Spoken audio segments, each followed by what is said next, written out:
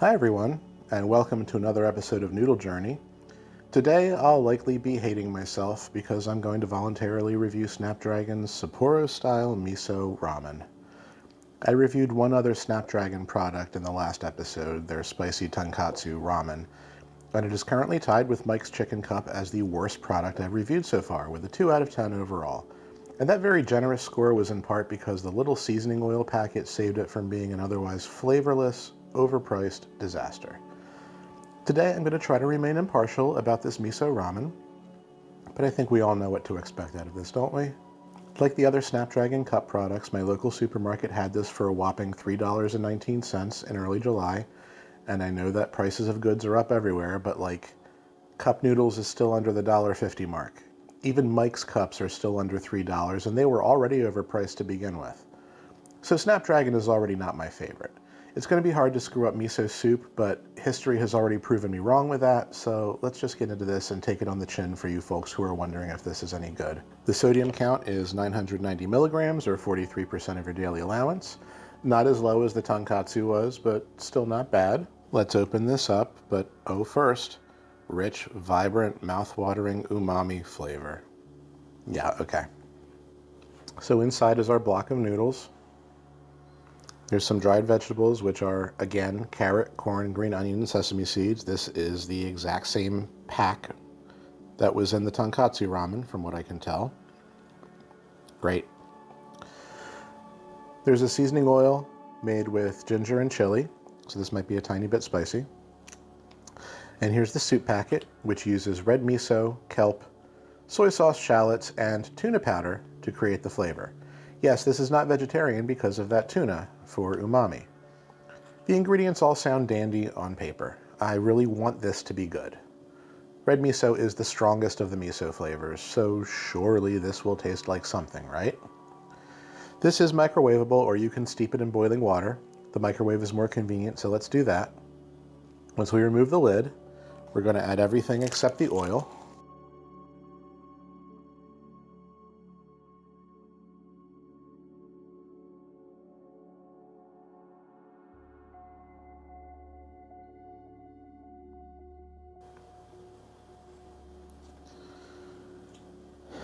And we're going to fill this to the line with cold water, not room temperature water.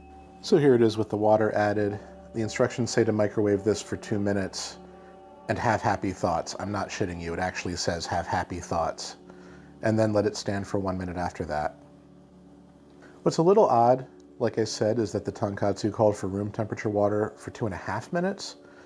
This calls for cold water for 2 minutes, so I have to wonder if these are different noodles or if Snapdragon is creating a textural difference with different instructions. It's kind of interesting, I guess. Let's microwave. Okay, the microwaving is done. This looks like a hot mess. Let's dump the seasoning oil in and stir it all up.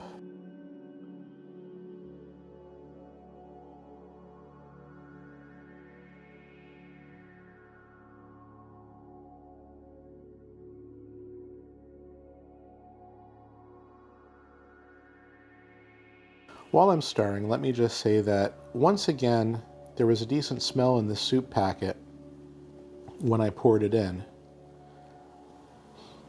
And now I smell absolutely nothing, which is telling me that this is probably going to be watered down again, even though I filled it exactly to the line. I may be wrong. Let's give this the benefit of the doubt. All right, I think that's enough stirring. The instructions actually say to slurp like you've never slurped before. Again, I shit you not. Snapdragon, are your products really as cool as your cheeky instructions might suggest? Let's try this.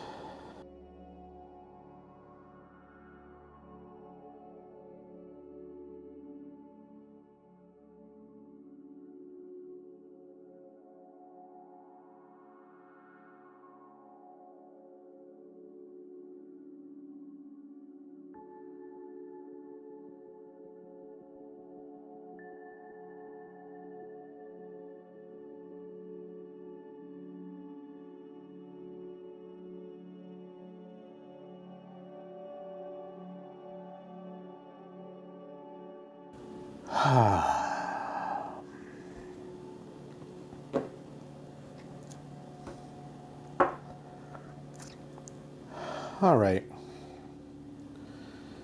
Let's start with the noodles.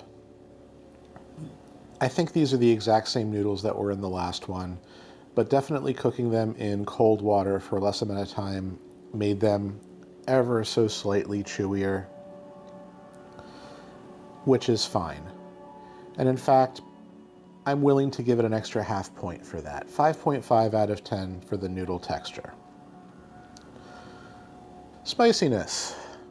That seasoning oil that I talked about before is ginger and chili. Very little chili flavor.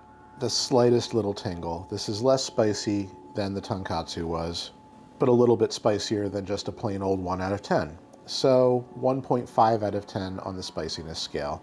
It's ever so slightly spicy. And I know some people consider ginger to be spicy too. That flavor is in here.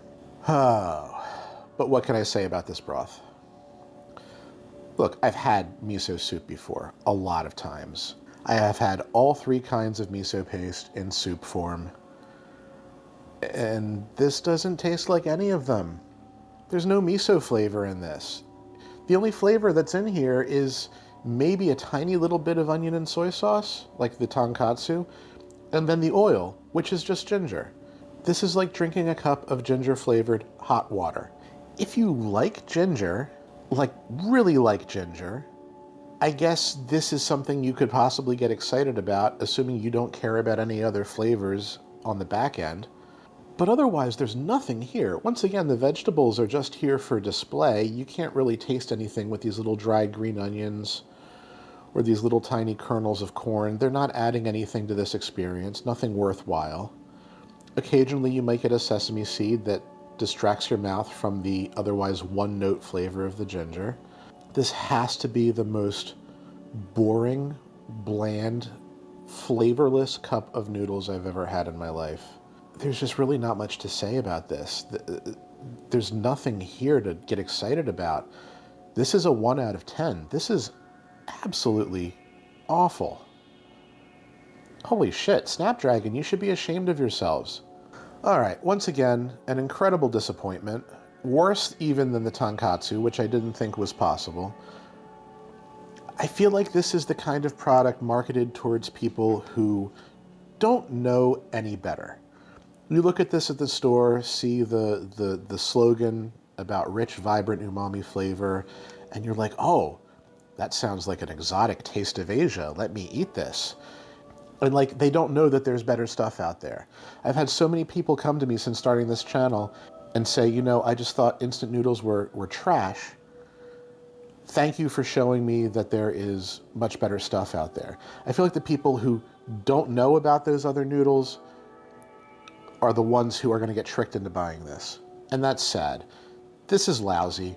Please don't waste your money. I don't care how much you like ginger.